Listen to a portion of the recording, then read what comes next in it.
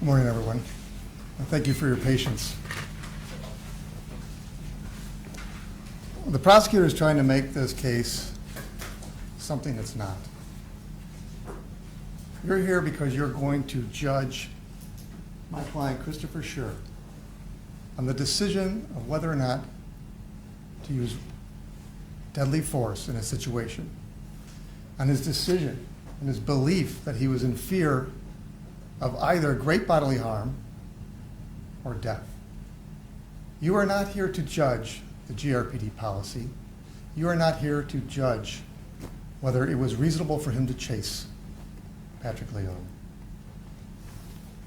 You have to decide whether the prosecutor has proven beyond a reasonable doubt,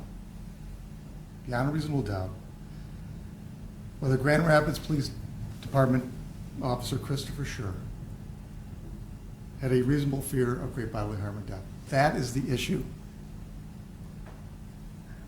And you must look at it as to at the moment of the threat. When Patrick Leoia had the taser in his right hand, whether or not Christopher Schurr was reasonably in fear.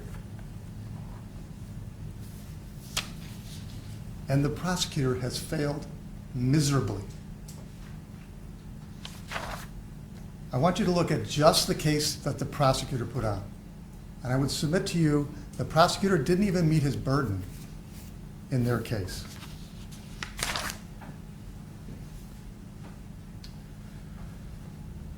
You heard from a couple of Patrick Leoia's friends about what occurred the night before leading up to the events. There was a night of drinking. Mr.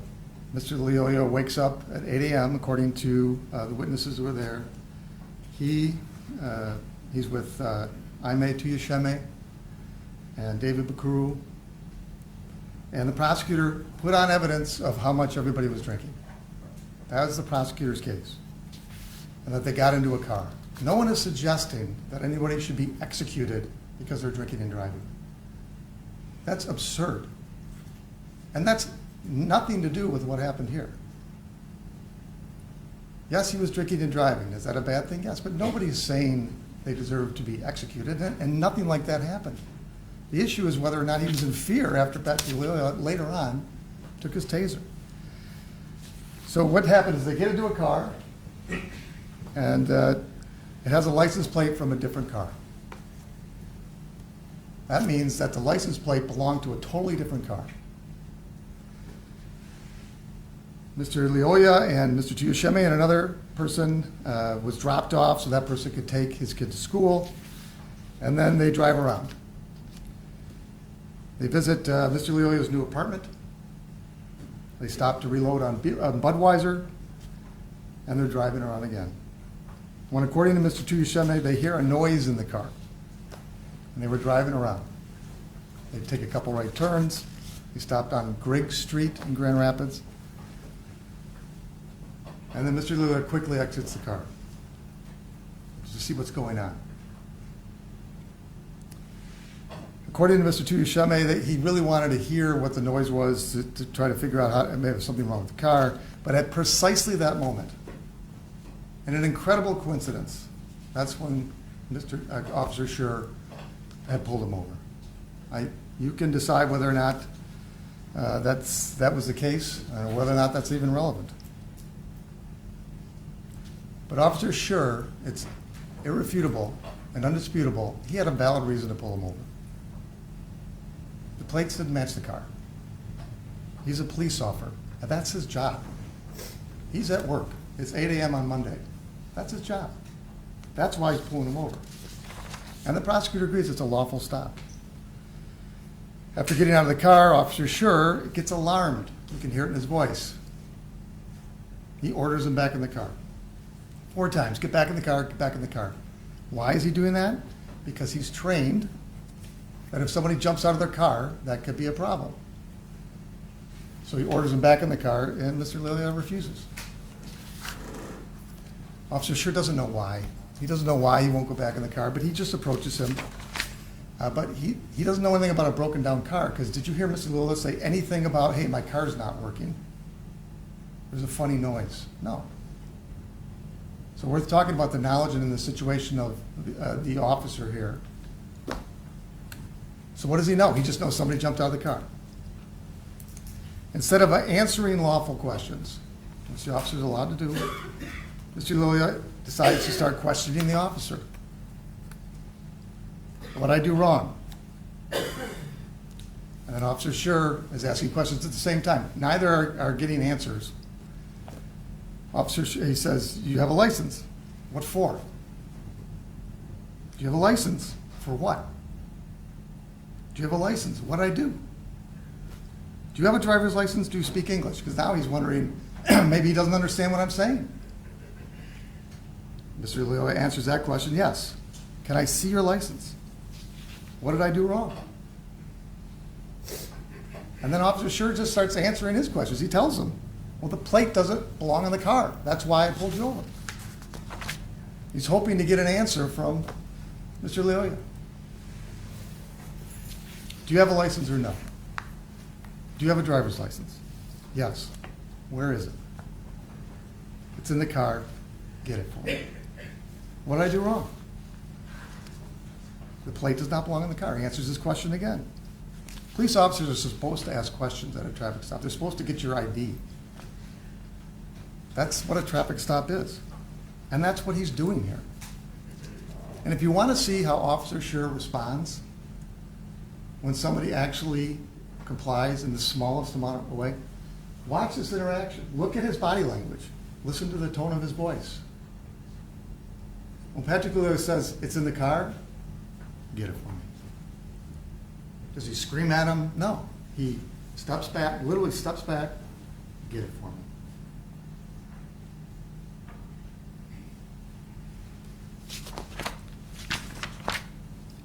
So what follows after this is a series of decisions by both of them. Patrick Leoya is making decisions. Officer Schurr is responding to those decisions and making decisions of his own based on his training as a police officer. He's doing his job. Patrick Leoya decides to walk away from police. Why? We don't know. Officer Schurr is trained, though, that failure to comply, ask yourself why. There's not a lot of good reasons for doing what he did. So he's alarmed again. So he went from, get it for me, please, to, oh, here we go. He's walking away, so I have to go back up. He decides he's walked away, I'm going to have to arrest him. Why? Because as a police officer, he's committed a crime. And it's not his job to decide who gets set free and who gets arrested. His job is to arrest. He is on the street to detect crimes and arrest people for them. And it's committed right in his presence. He doesn't think, well, I'm not really going to arrest this guy today. That's not his job. So then you saw that Mr. Leoya, after Officer Schurr lawfully went to arrest him, resisted arrest. And we can argue about all day whether he affirmatively punched him, but balling up your fist and throwing arms like this, I agree he didn't face up to him that many times, just a couple times. He shoves him, and then he decides to run. Why is he running? Officer Schurr doesn't know. He doesn't even know his name at this point.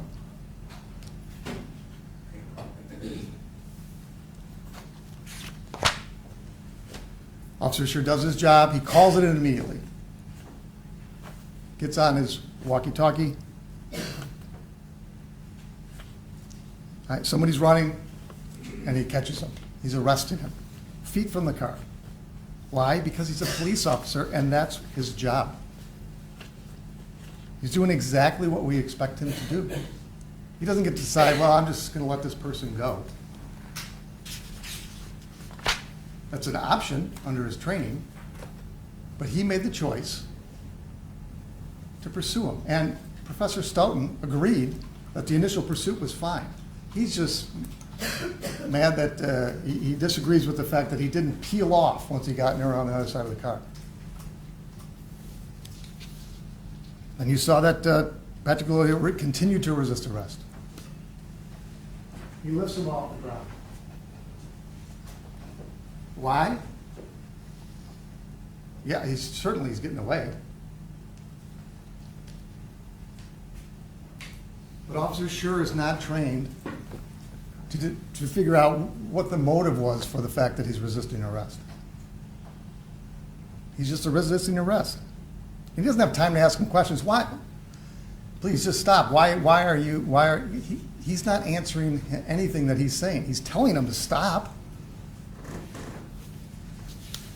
So Officer Schurr decides to use greater force because he's a police officer and that's how he's trained to handle it. Knee strikes, commands, open hand blows. You heard that they were open hand.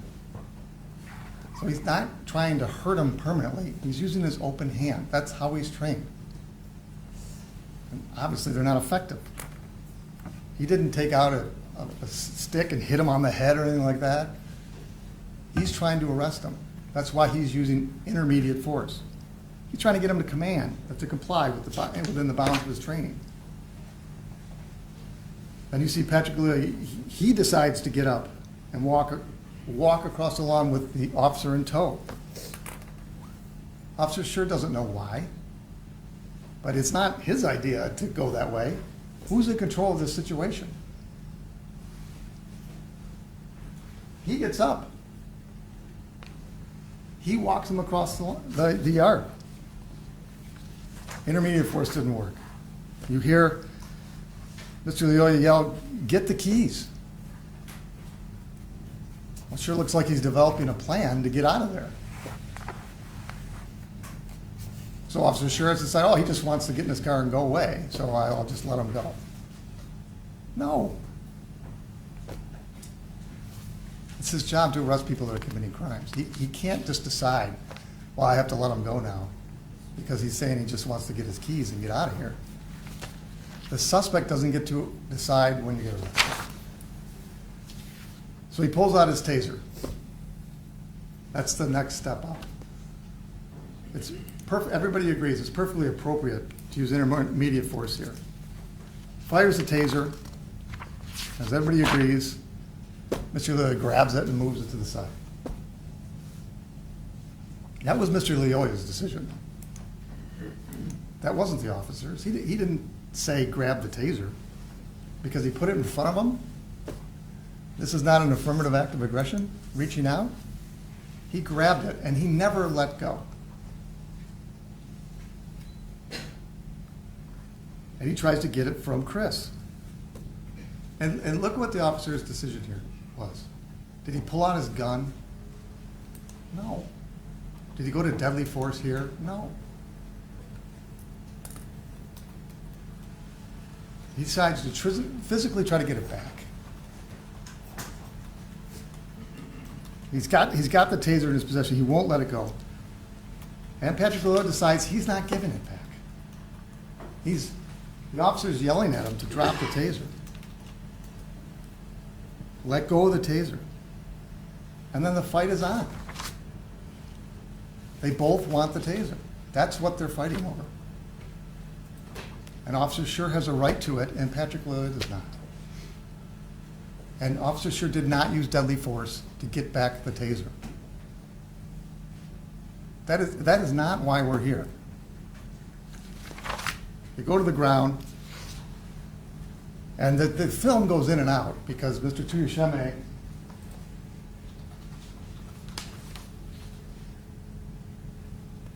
I'm sorry, Your Honor, is there something wrong with the camera? The screen went out for a moment. It's back on now. Thank you.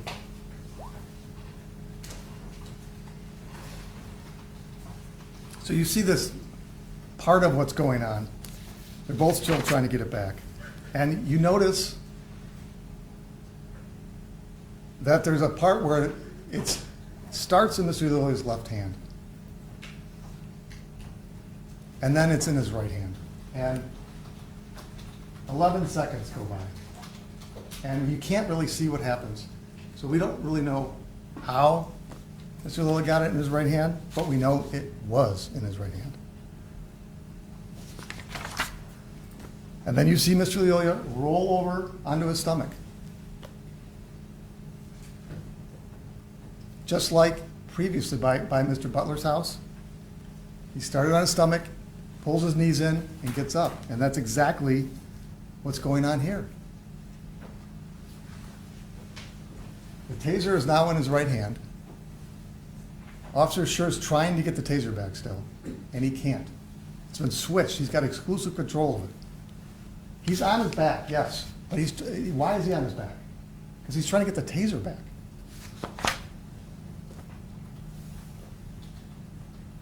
And then you see Officer Schurr still trying to get the taser back. He's over the top trying to get this thing back. And you can see on the exhibit that it is in Mr. Leolia's right hand.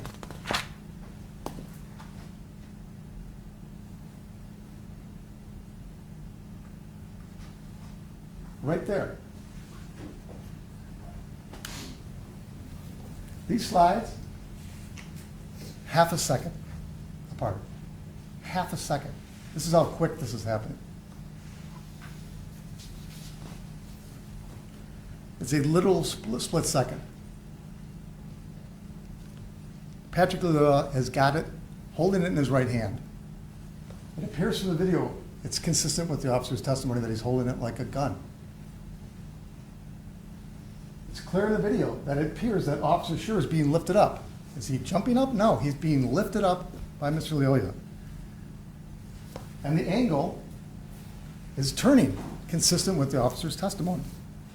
And here, this is no longer about our rules. This is the decision you have to judge. Whether in the moment of the threat, he was afraid of that taser, capacitation, or great bodily harm. Whether it was reasonable for him to make the decision he never wanted to make that morning.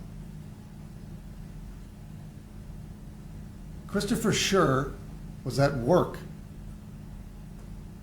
and he was faced with the toughest decision of his life in half a second. That's what you're judging. Whether it was reasonable in that split second for him to think that an officer could be in fear of the taser. Not whether, what did Patrick Leolia intend to do with it? He's holding it like a gun, and he's getting up. He has no idea why Patrick Leolia is fighting this hard. And he doesn't have time to figure it out. 3 years later, when you hear about his family and his friends, yes, maybe you can draw some conclusions about what he was actually thinking. But he doesn't have the luxury. He's got half a second to make up his mind.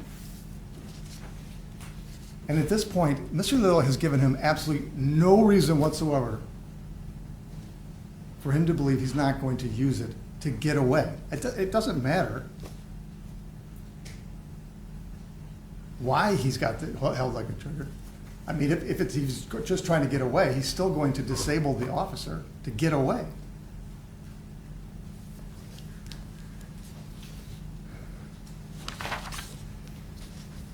So here we are on a criminal trial.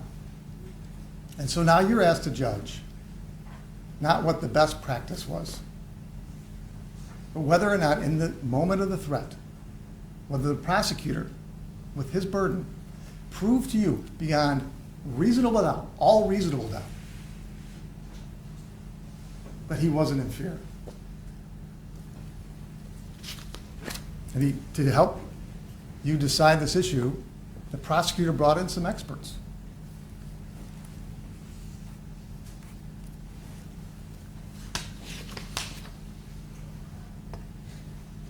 You heard from Mr. Childs, Professor Stoughton, Mr. Bluefield, because he is trying to prove to you beyond a reasonable doubt that it was unreasonable for Christopher Schurr to be in fear.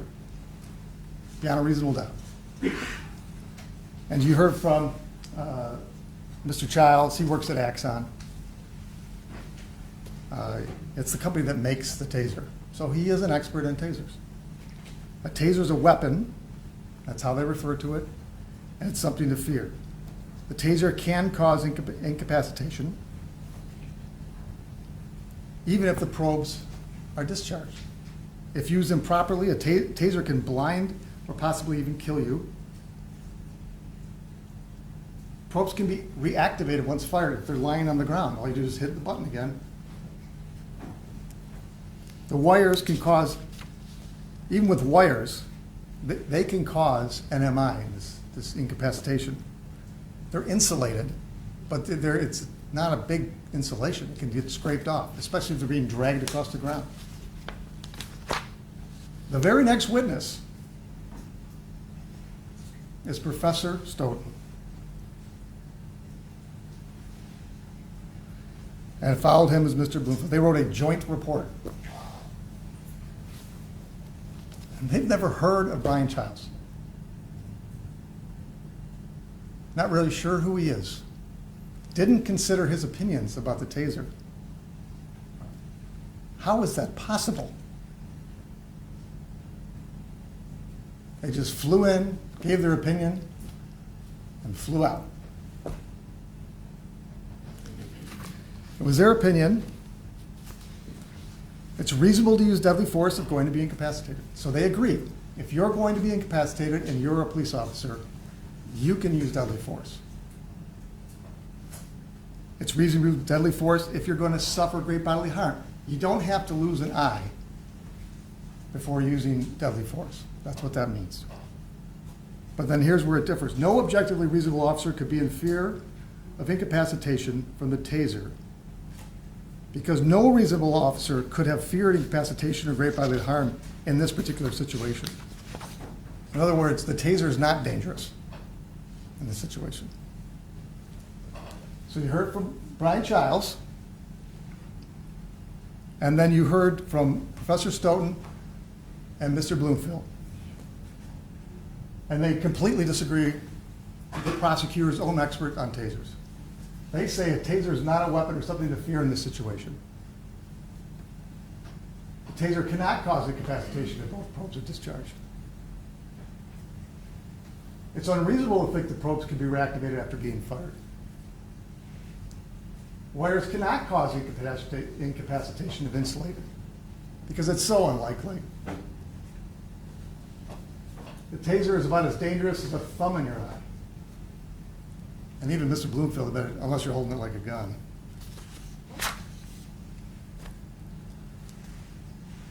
So you have the prosecution's own experts disagree with each other. You know what this picture is right here? That's reasonable doubt. You don't have to go any further. They're disagreeing with each other on the basis for why he should or should not be in fear. How can you convict someone for acting unreasonably and not being in fear when their own experts disagree? And certainly not beyond a reasonable doubt.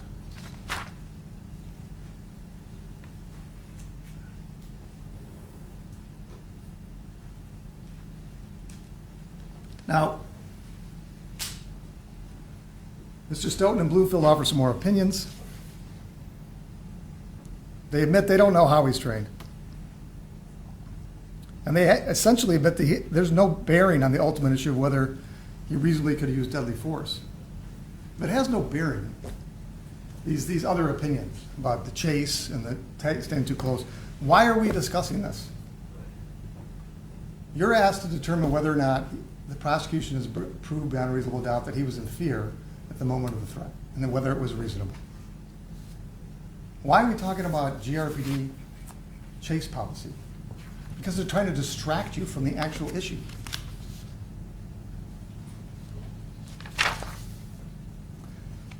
And even if you consider it, I mean, it doesn't matter if he chased him improperly. It doesn't matter if he's within 4 feet or 7 feet. And it doesn't matter if he used a compound sentence in his warning or is just a directive. The issue is reasonable fear. And that's why you saw all this evidence about tasers and this training. They just don't agree with each other. You don't have to go any further. The prosecutor is also suggesting that you should just let him get away. Let him go. He hadn't punched him. That's the standard for when you get to use deadly force? Well, up to now, I know he just took my taser, he's holding it in his right hand, but he hadn't punched me yet. So therefore, no reasonable officer would think that he was going to use the taser on him. None. That's what they're saying. That's what Professor Stoughton said. It's absurd. Not one officer, no reasonable officer. That's what he's saying. No one could think they were in fear. No one could think that he might use it on them.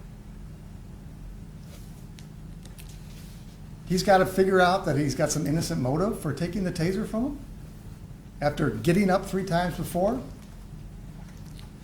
Watch the video. If this issue, does he run away once the taser comes out, or does he turn around and grab it? Does he deflect it, or does he hold on? If this was reflex, oh, I don't want to get tased, you just deflect it. Does he ever say, hey, don't tase me? Does he throw it away once he has it? Does he listen to anything Officer Schurr is begging him to do? Is it transferred from his left to right hand? Why would any reasonable officer think he was going to walk away politely? In the split second that Chris had to decide whether or not he poses an imminent threat, all he knows is he's fighting to retain control. He knows he's lost the taser. He knows that he's turning and rising. His fear is unreasonable? No reasonable officer could think that. You should find him not guilty after the government's case. And even though we're under no obligation to put on evidence, because his entire life is on the line, we put on substantial evidence that the prosecutor cannot show that his fear was unreasonable. And we're constantly hitting these shifting arguments. You heard from the training officers, captains, Siver and McCursey. You saw a lot of training materials. Why is this relevant?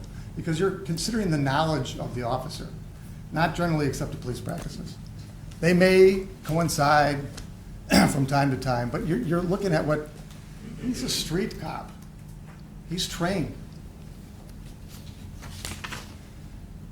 Hours and hours of training.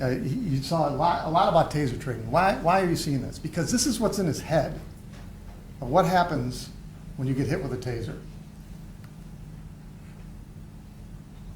I mean, is there any doubt that the training puts the fear of God in these guys about these tasers?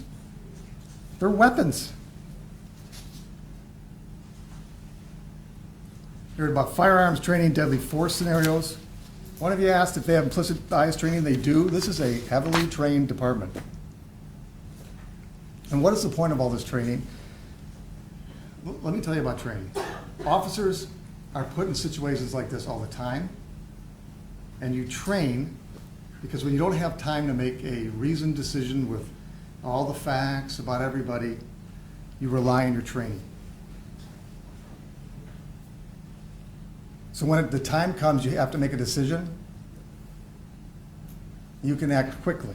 The same thing in military drills, sports, if you ever played sports, what do? You practice. So it comes almost automatic. When you don't have time to think in stressful situations, you rely on your training. All right, Captain Siver, he's a training officer, expert on GRPD policy and training. He testified that Officer Schurr trained on GRPD policies and trainings, not generally accepted police practices. Followed GRPD policy and training in the situation. Once a decision was made to use deadly force, he's not required to try other options. It's the decision to use deadly force. A reasonable officer in this situation could have used deadly force. Mr. Becker, question. That Captain Siver didn't do an expert report. This does not matter at all. It's irrelevant whether or not he did an expert report. He was paid exactly $0. I know you heard a lot of paid experts. Captain Siver isn't one of them. Captain McCursey. He's an expert in GRPD training and tasers. What did he tell you? Officer Schurr was given warnings that taser is a dangerous weapon. If someone gets your weapon, assume they're going to use it against you. A taser can incapacitate you and probe or drive stun. An officer does not have to wait before being harmed or killed before resorting to deadly force. And a reasonable GRPD officer in this situation could have used deadly force. He followed his training. The captains in the GRPD believe that he was reasonable in this situation.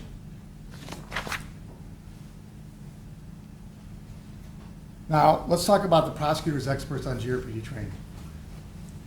Here they are.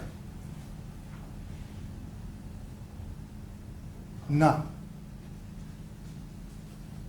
So everything that involves his knowledge, you heard from the defense, and nothing from the prosecution. How did they show you he didn't follow his training? They didn't call a single GRPD officer.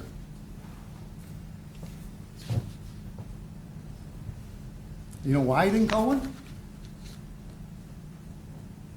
It's his burden to put on proof. Ask that question yourself. How else has the prosecution failed to meet its burden? We heard about exhaustion. Heard from Lombartel. It's reasonable for an officer in Schurr's position to lose ability to continue fighting. In a fight, you lose ability to contract muscles within 30 seconds. He was in a position of tactical disadvantage, not advantage. He fought with him for 2.5 minutes with a man that was larger than him. He's got nothing less, and he lost control of his taser.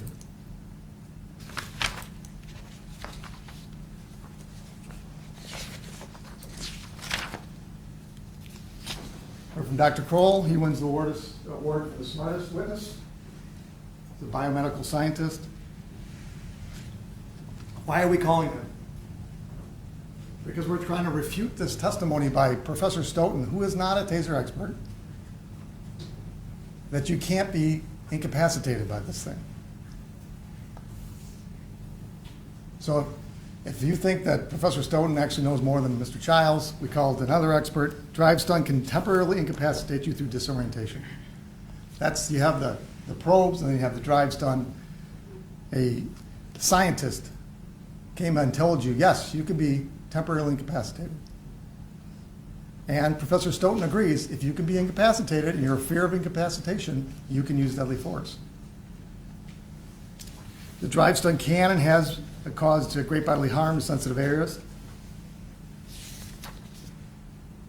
You heard this whole thing from Professor Stoughton. There's no reported deaths of police officers who lost their tasers as officers trained after they lost their tasers where someone took their gun and killed them. And you know why?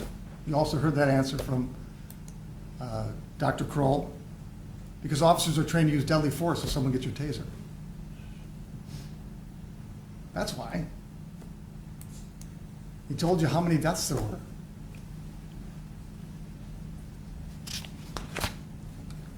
You heard from Dave Blake. Well, you first heard from Mr. Bloomfield that this is not the type of situation where auditory exclusion and tunnel vision or this sort of closing in, it's not stressful enough. And then he was asked, are you an expert in human factors? Well, no. Well, this is Dave Blake. He is. He said this is exactly the type of case where this could occur.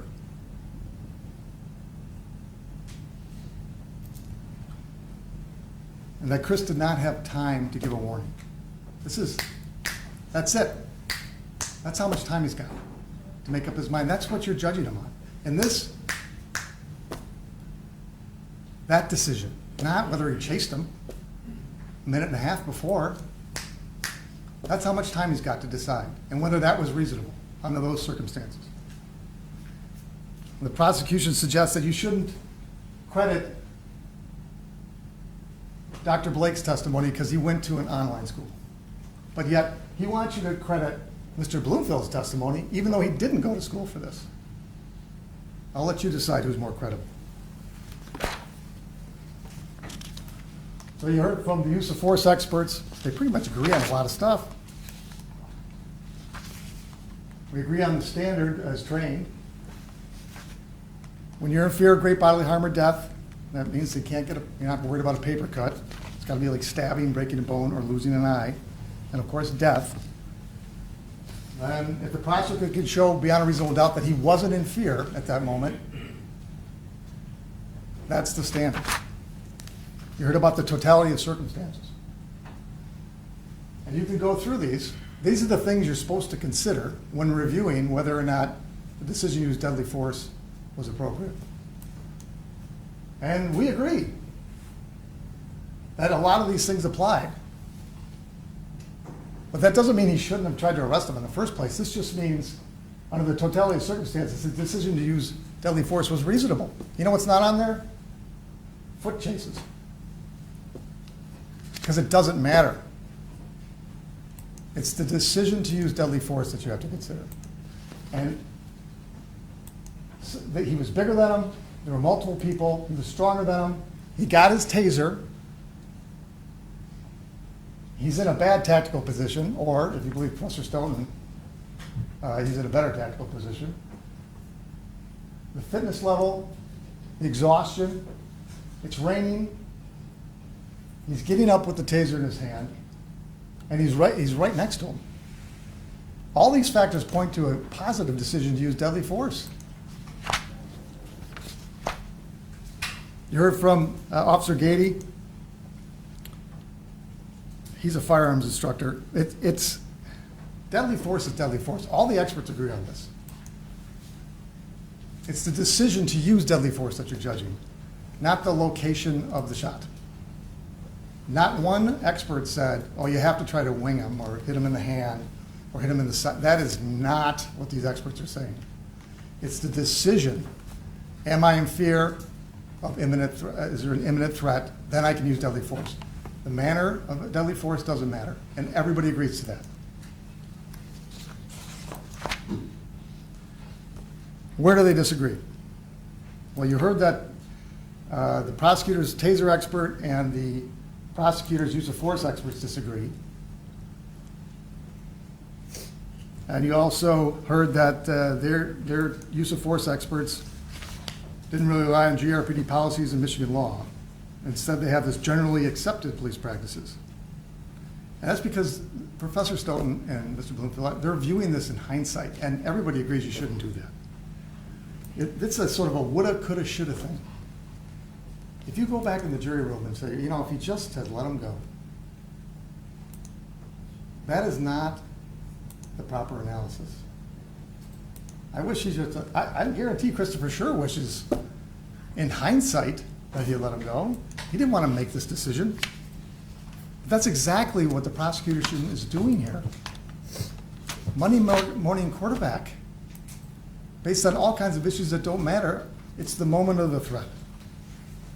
Look at his training, his knowledge, what he knew. And you take that into that situation, and you decide that based on what was in his head, the decision to use deadly force was reasonable. In this case, they have to prove beyond a reasonable doubt that it was unreasonable. Now, you heard Chris testify. He had no obligation to testify. It's a criminal case. What did he tell you? He testified about his knowledge, his training, and experience.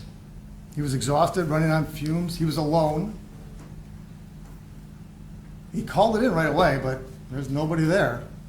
You can listen to the video. Do you hear any sirens at the moment of the threat? Listen to it.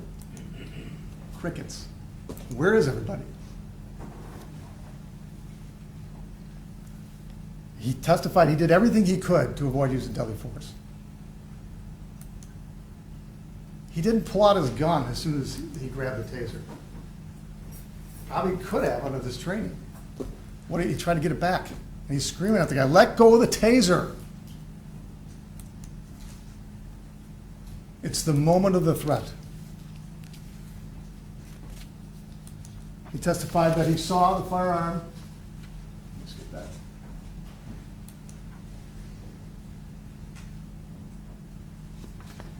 in his hand.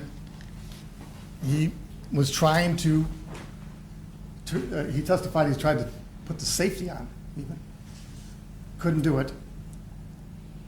He's in a bad position. He does not feel like he's safe. He's pulling himself up again, and look at what Mr. Lloyd had done 3 times prior. Literally lifted him off the ground, and now this time he's got the taser.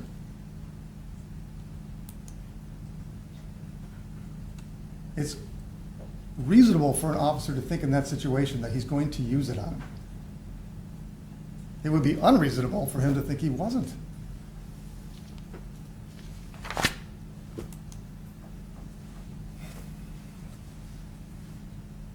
But when he's given a chance, he comes into the stand to cross-examine him as vigorously as he did Captain Cyber.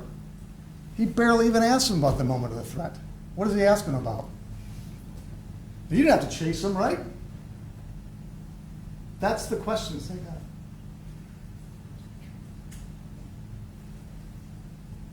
You stand too close to him. You're in really good shape, aren't you? That's just designed to mislead you from the issue that is why you're here.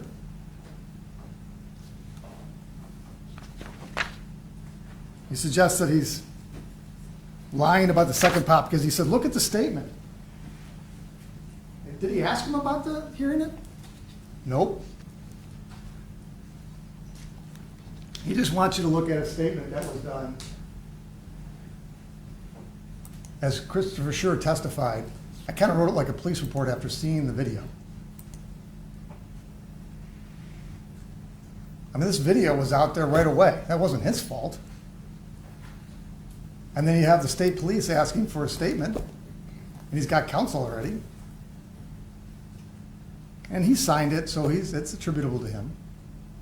But keep that in mind. View the actual evidence, the testimony. The prosecutor has a chance to ask him all these questions. Now he asks you to answer based solely on a statement that was written with the help of lawyers a few weeks after the incident. That's not fair. He didn't have to testify, he did, and then he didn't ask him any questions. How can you assess his credibility on these issues when he wouldn't even ask the questions? All you're left with was what he said originally, but it wasn't the focus of cross-examination. No, it's something he wrote kind of like a police report because he's a police officer.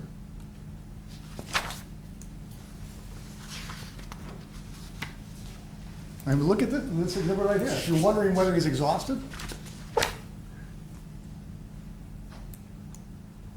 I know he's in good shape, but 2.5 minutes trying to wrangle a grown man, desperately trying to get a taser back, is not the same thing as running on a treadmill.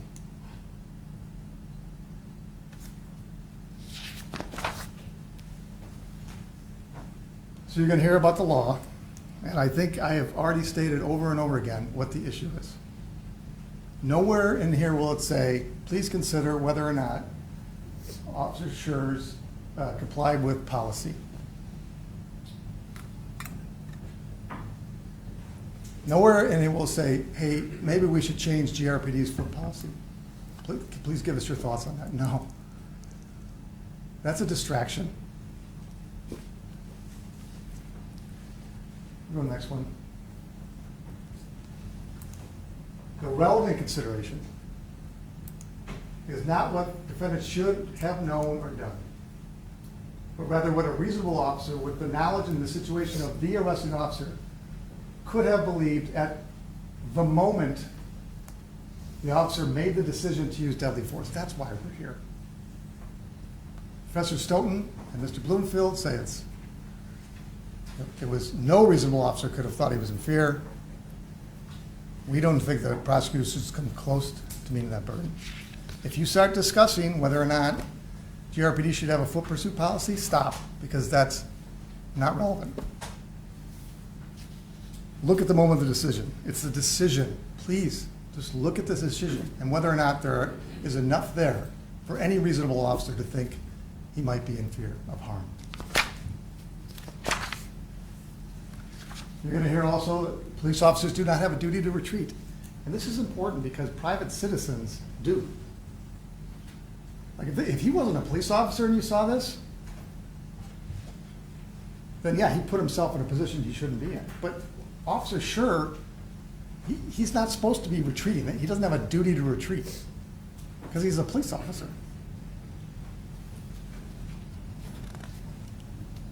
He put himself in danger, yes, because that's his job. You heard from one of the officers about the cowardice policy, just letting people go.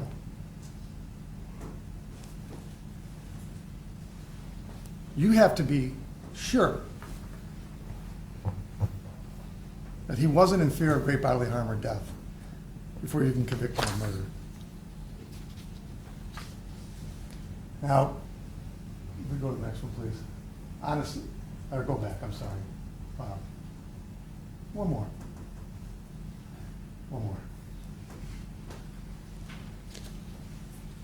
It has to be an honest and reasonable belief. You heard from Officer Schurr. Judge him on his testimony.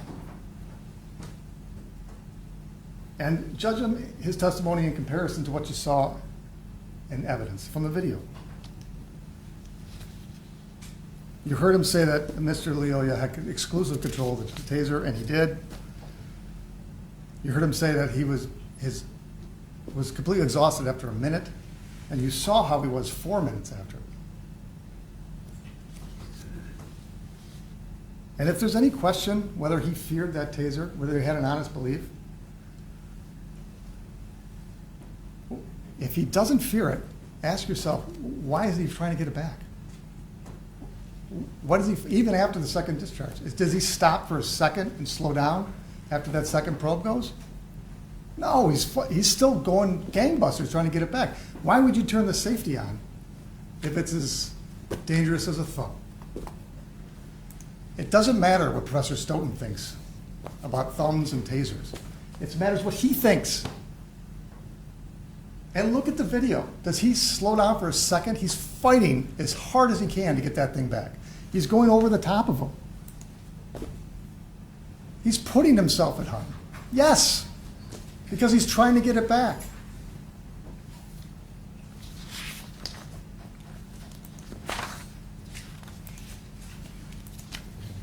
Reasonable? This is what the prosecutor thinks is reasonable. No reasonable officer could have thought that that taser, with the probes discharged, could harm him, could incapacitate him. None, not one. These guys who didn't even talk to the taser expert for the prosecution, who disagrees with that completely. If no reasonable officer could have been in harm or thought he could be incapacitated, then why does everybody else that's called to the stand think you could, including taser experts?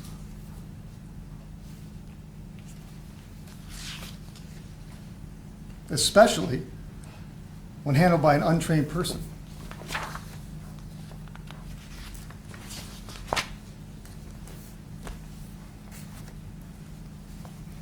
Now you're going to hear a separate jury instruction on manslaughter. It's the first time you're hearing this. This is the prosecution recognizing this case is weak. It's a lesser included.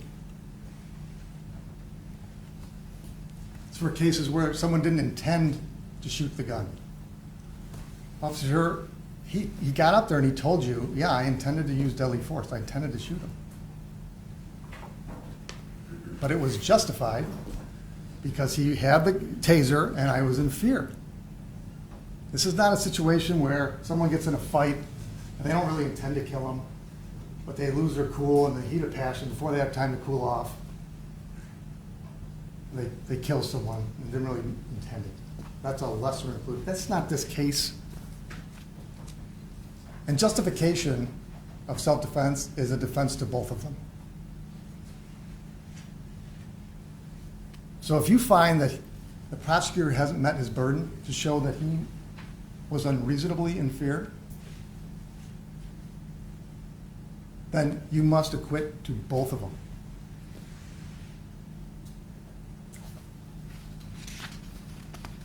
You absolutely cannot convict him of murder or manslaughter if you acquit him of murder. Now, you've heard a lot about the burden of proof. And it's important. It's a criminal case. It's not a civil case. I think a lot of you were asked during the voir dire whether, it's got to be one of the, it's one of the most important decisions in your life, like buying a house.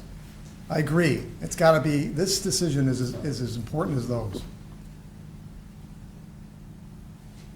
And this is the highest burden under the law. I like to equate it to, you have a friend, family member who's on life support, and you have to decide whether or not to take them off life support. That's how important this decision is. It's any reasonable doubt. Now, the wiggle room in there is if it's not reasonable.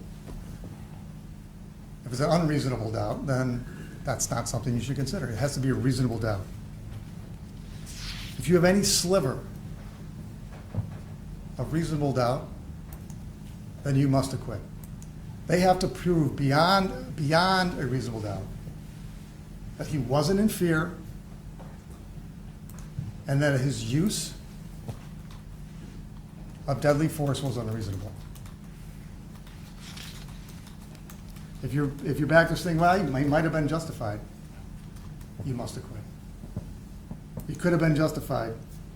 Not sure whether he acted reasonably or not. That's an acquittal. That's the burden the prosecutor has to show before this is murder. And we just ask that you judge him on the decision and not all this noise around it.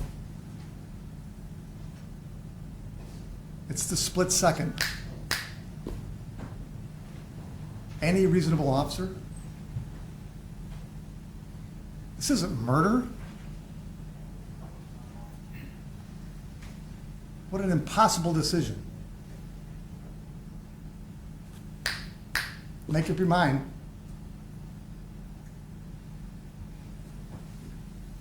It's not murder. It's not manslaughter. This man did not commit a crime. No one is saying Patrick Lillard deserved to die. That is not what this is about. It's about, in the decision that we've asked Christopher Schurr to make, in that moment where he's supposed to be, whether the prosecutor's shown beyond a reasonable doubt that it was unreasonable. No reasonable officer could have used deadly force in that situation. That's the standard. And their experts don't even agree on what's dangerous. You must acquit him of both charges. Thank you. Do you have rebuttal? I do, Your Honor.